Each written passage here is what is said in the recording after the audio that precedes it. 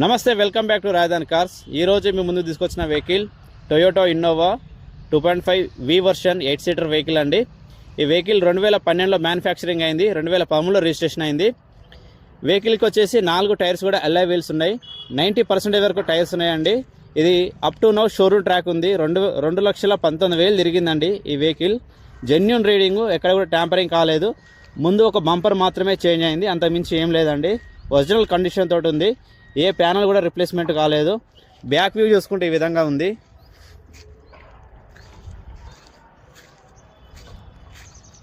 ఒకసారి ఇంటీరియర్ చూసుకుందామండి.